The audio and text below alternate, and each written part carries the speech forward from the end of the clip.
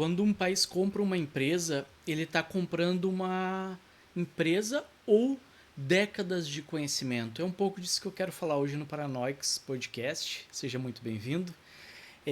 Tem uma coisa que acontece no mundo que, olhando rapidamente, parece apenas ali mercado, né? O mercado se movimentando, tudo funcionando. Entendam, não é nenhuma teoria de conspiração, não falamos sobre isso aqui. É mais sobre fatos reais e o que eu estou vendo. Então, empresas, né, sendo compradas, fundo fazendo aquisições bilionárias, companhias endividadas encontrando um comprador, nada muito diferente do que acontece todos os dias no nosso mundo capitalista e graças a Deus que ele é capitalista, assim todos nós temos oportunidade. Mas e se algumas dessas compras, né, forem muito maiores do que elas aparentam? É isso que eu fiquei na dúvida quando eu comecei a ler e ouvir muito sobre algumas aquisições. Então, me surge outra pergunta, né? E se o verdadeiro ativo que está sendo comprado não for simplesmente uma fábrica, né? Nem uma marca, nem os prédios, nem mesmo os produtos, mas as pessoas, né? Os engenheiros, as patentes, os processos, as relações industriais que aquela empresa adquirida representou. Então, as capacidades que uma empresa leva 20, 30 ou 50 anos para desenvolver. E é aí que começa a ficar muito interessante, né? E é exatamente por isso que eu quero falar sobre a Arábia Saudita, Emirados Árabes Unidos, mais especificamente, games e a indústria de defesa brasileira. Isso é bem importante. Ah, mas o que tem a ver a indústria de defesa brasileira, games, Emirados Árabes, com o IA? Tem tudo a ver. Tudo isso, games, indústria de defesa, elas usam inteligência artificial, usam engenheiros que a gente precisa, né? Então, é um tema muito legal. Então, que tal a gente começar por uma indústria que aparentemente não tem nada a ver com defesa, né? Videogames. Nos últimos ali anos, a Arábia Saudita ela vem construindo uma estratégia extremamente agressiva para entrar na indústria global de games. Então, um dos instrumentos dessa estratégia é o Public Invest Fund, né, ou PIF, ou Fundo Soberano Saudita, que com certeza tem muita grana. Quem dera eu ser comprado pelo fundo saudita, né? E não, mas a gente não está falando de um fundo pequeno, né, fazendo apostas em pontuais e desconexas, né? O PIF ele está construindo todo um ecossistema. Então a SAV Games Group, né, que é controlada pelo PIF, por esse fundo saudita, já possui empresas como a Scopely, a SL, a Faceit e tem como objetivo transformar a Arábia Saudita em um polo global de games e esportes. Isso eu ainda vejo com bons olhos, tá? Então acho muito legal. Mas aí a gente chega a uma das compras mais impressionantes, né, que aconteceu não faz muito tempo, que foi a Electronic Arts, né, a EA. Em agosto desse ano de 2026, um consórcio que foi liderado ali pelo PIF, ele concluiu a aquisição da EA por aproximadamente 55 bilhões de dólares. Então, estamos falando aí de empresa, é, falando, né, da empresa por trás de franquias como FIFA, EA Sports, FC, Maiden, Battlefield, The Sims, Apex Legends, Need for Speed e várias outras, né? E agora pensa um pouco comigo. Se você olhar para isso e disser assim, é só um videogame, né? É só uma empresa de videogame, eu vou te dizer que não é. É propriedade intelectual, é software, é distribuição, é comunidade, é engenharia, é know-how, é capacidade de desenvolver produtos digitais em uma escala global e principalmente, né, o capital humano que ele engloba ali, isso é muito grande. Então, tem muita coisa por trás. Mas o que o dinheiro tá comprando, né? Deixa eu falar um pouco disso. Mas essa é a pergunta que talvez mais tenha me interessado quando eu comecei a me dar conta dessas compras. Quando um fundo soberano ele compra uma empresa de tecnologia, ele está comprando o quê? De novo surge a pergunta, o que ele está comprando? Por que uma empresa que pode ser avaliada em bilhões de dólares, mas dentro dela existe algo que não aparece assim tão facilmente em um balanço, né? Quando a gente olha números apenas, que é o conhecimento que ela tem acumulado. Então imagine uma empresa aí de 3 mil engenheiros, né? Digamos que tem engenheiros de desenvolvimento tecnológico. Cada um deles sabe uma pequena parte de alguma coisa. Um conhece a determinada arquitetura, o outro conhece um processo industrial, um outro conhece um sistema de controle, um outro conhece um algoritmo. Então, assim, talvez um outro saiba como colocar aquilo em produção, né? E existe toda uma camada de conhecimento que nem sequer está sendo escrito nessa documentação, nos documentos na venda, né? Aquela capacidade intelectual. Então é conhecimento tático, é experiência, é cultura de engenharia, é o que leva anos para a gente construir e pode ser adquirido em uma única transação ali, obviamente com muito dinheiro envolvido. Né? E aí a gente começa a olhar agora um pouquinho, vamos vir um pouquinho para cá, para o Brasil. Aqui a história ela fica muito mais sensível, vamos assim dizer, porque o Brasil também ele está passando por uma transformação importante na indústria de defesa. O mundo, acho que acredito, tem passado muito por isso, mas aqui a gente precisa separar em duas histórias. Uma é a Arábia Saudita e o outro é os Emirados Árabes Unidos, né?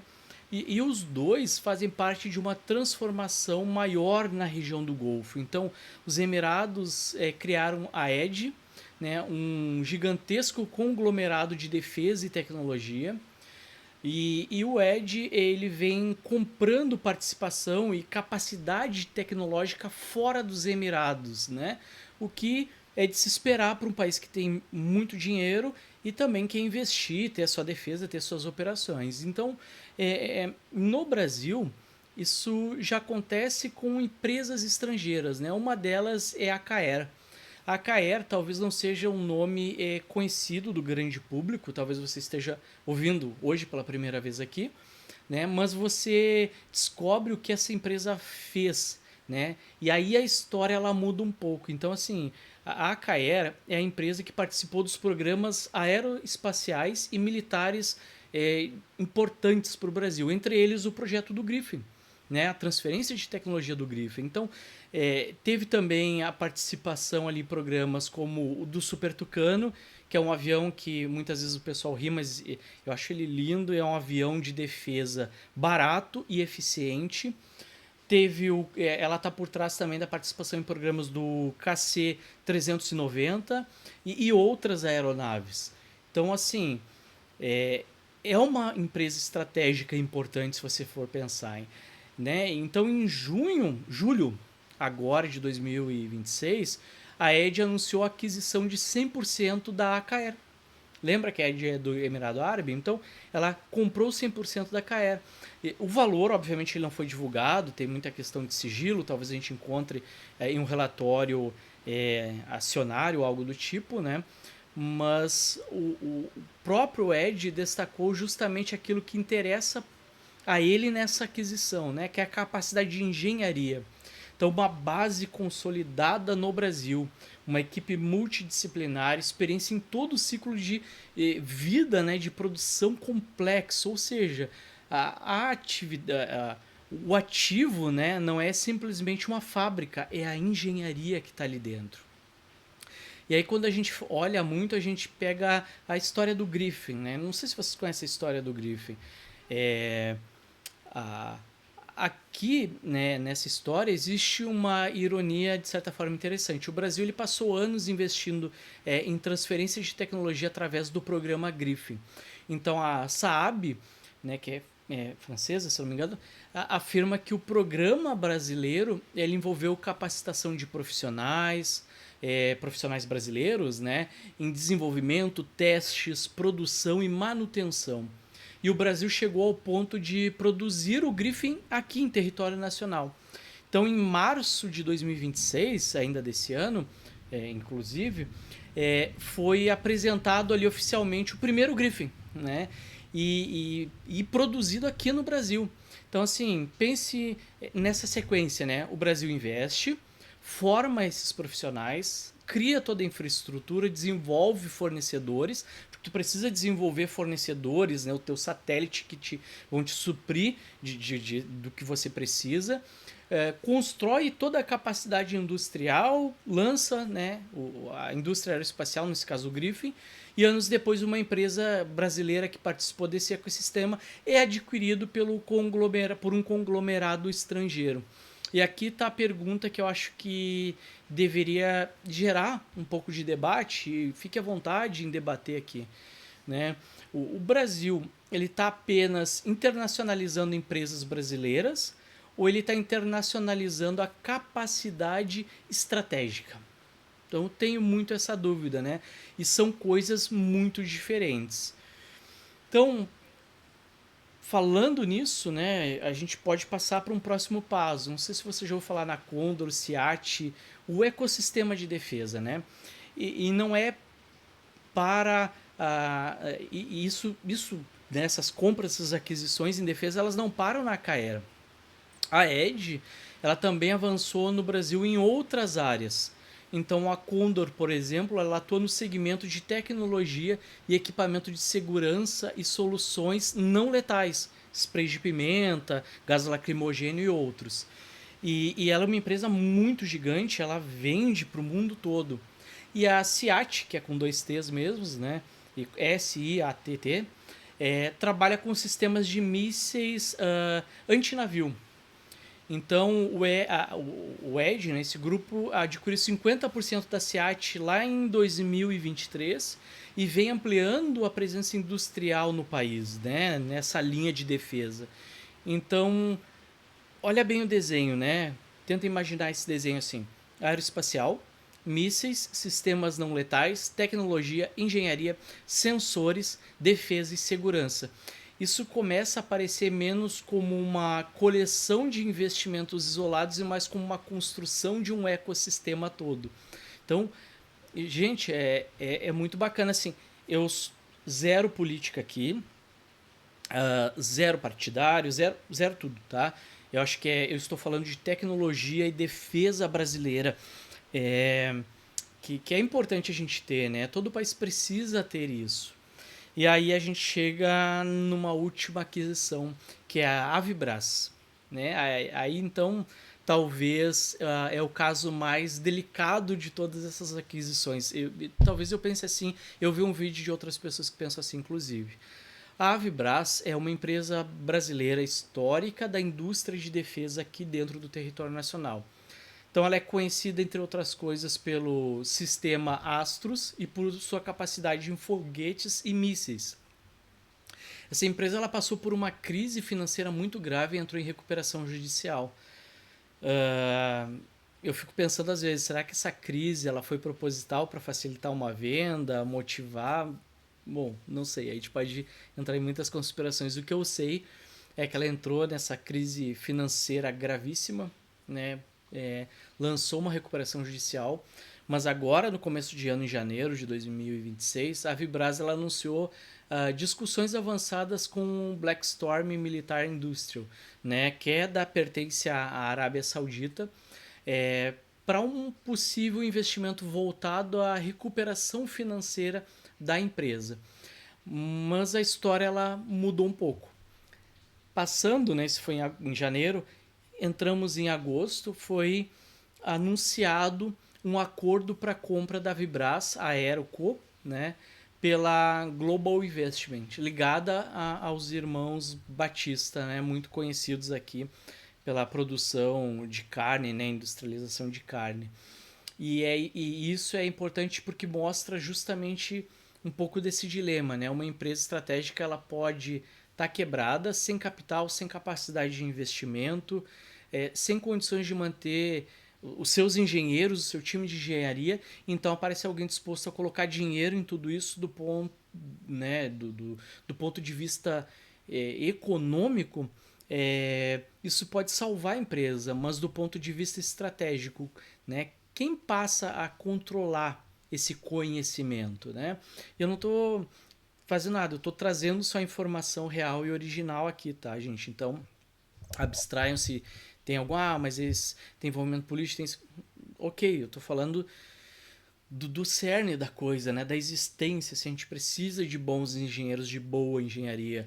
É, eu acho muito difícil bons engenheiros de software, por exemplo, que é uma área que eu conheço, já não terem recebido propostas de empresas internacionais. Eu, por exemplo, recebi da DeepMind da Amazon, né? Trabalhar, obviamente, alocado dentro do Brasil, mas para lá e depois provavelmente uma reproposta para lá. Eles já entraram falando isso e propondo tudo isso. Agora imagina esses caras que são indústrias que estão crescendo nesse momento, né, no mundo todo. Né? Não só retirar eles daqui, mas que eles levem essa tecnologia daqui.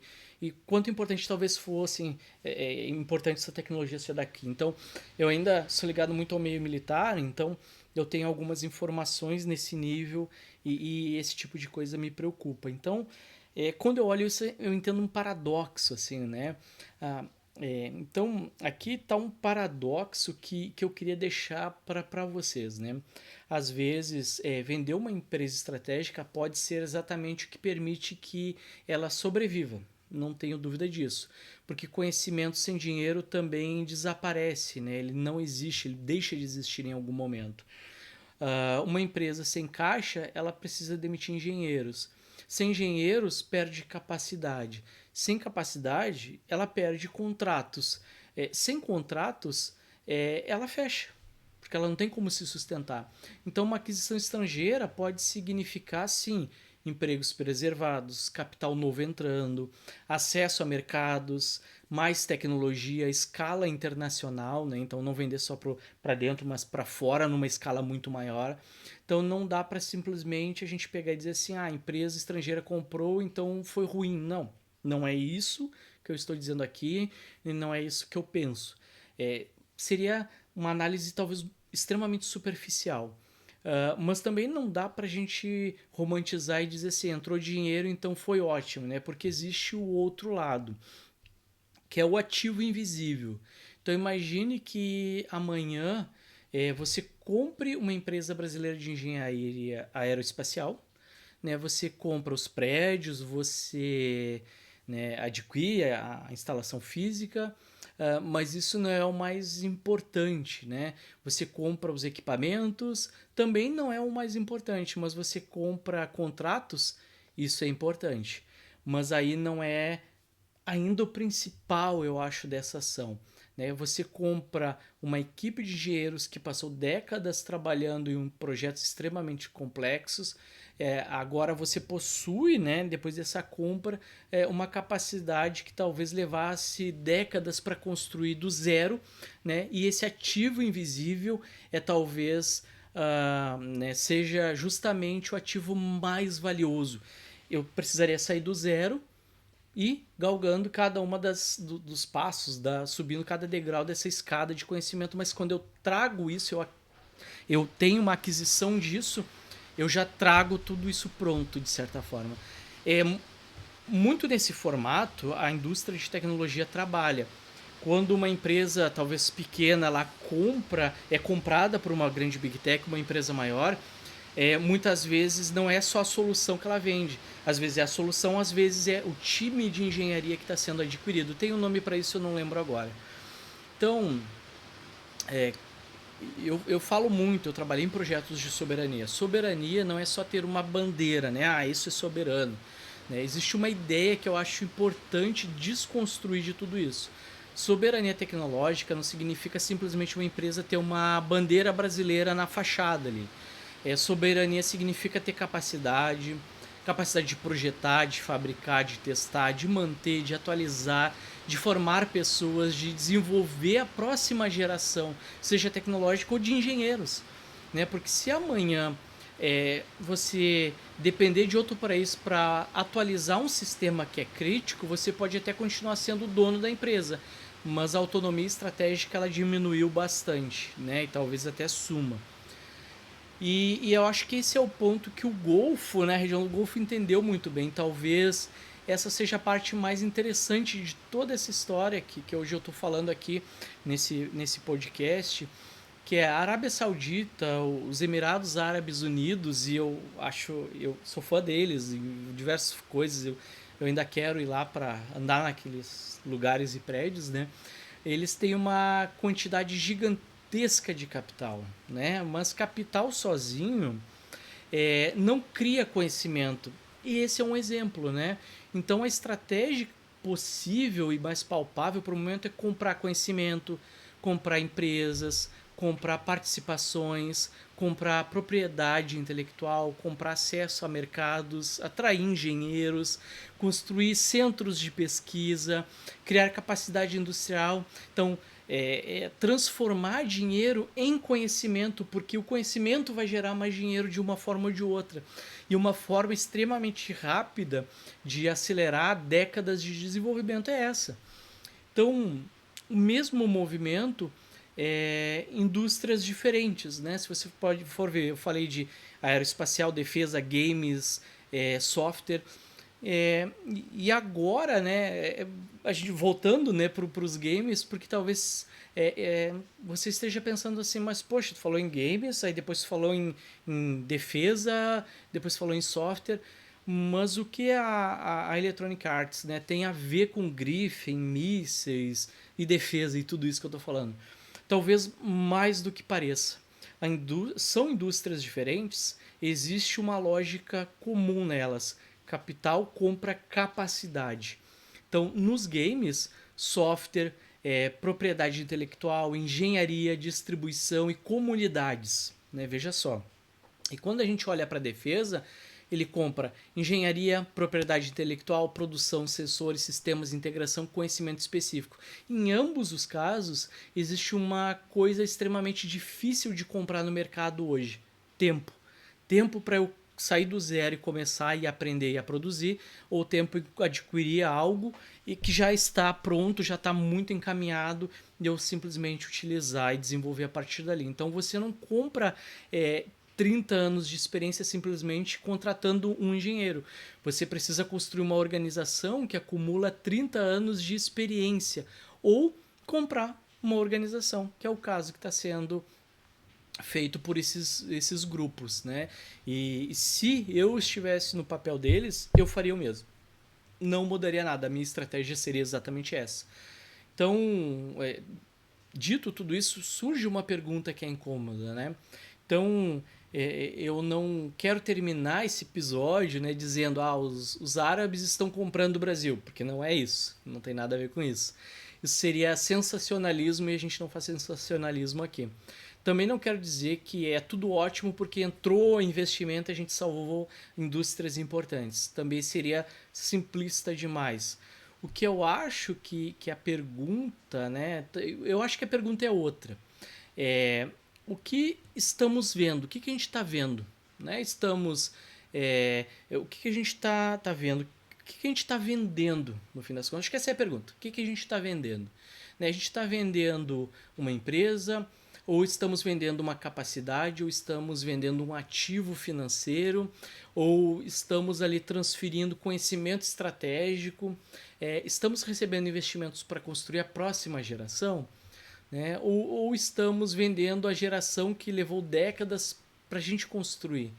E talvez a, a pergunta mais importante ainda que eu posso pensar é o que o Brasil precisa fazer para que uma empresa ela receba capital estrangeiro sem que o país perca a capacidade estratégica que existe dela. Acho que isso é legal de pensar e eu não sou um cara que conheça essa legislação muito bem, mas deve existir regras, amarras e organização para evitar isso, mas eu não sei. Talvez não exista. Então, né, porque existe uma diferença enorme entre internacionalizar uma empresa e perder uma autonomia estratégica. E no final das contas, talvez a maior disputa aqui do século XXI não seja simplesmente por petróleo, nem por território, nem por fábricas, talvez seja algo mais difícil da gente enxergar. Talento, tempo, engenheiros, cientistas, programadores, pesquisadores, propriedade intelectual, dados, know-how e organizações que são capazes de transformar tudo isso em tecnologia, né? Que é o know-how dessas empresas. E talvez Seja por isso que algumas aquisições que aparecem, que parecem, né, apenas negócios, mereçam ser acompanhadas como uma questão estratégica nacional, e talvez a gente não faça isso. Porque quando alguém compra uma empresa, talvez esteja comprando muito mais do que uma empresa, né? Esteja comprando o tempo que aquele país levou para aprender, e essa é a pergunta que eu deixo para vocês hoje, né? Sem responder, e vamos debater, e se alguém tem conhecimento, se quiser fazer aqui um podcast troca de ideia, me chame no privado, a gente troca uma ideia sobre isso, né? Então, a pergunta que eu quero deixar é: quando uma empresa estratégica é salva por capital estrangeiro, quem é que ganhou? Né? A empresa, o investidor, o país que recebeu esse investimento, ou o país que passou a controlar a capacidade que aquela empresa acumulou? Então, esse é o Paranoics Cast, e talvez seja uma paranoia que vale a pena a gente investir e pensar um pouco de tempo. Um abraço, até o próximo episódio.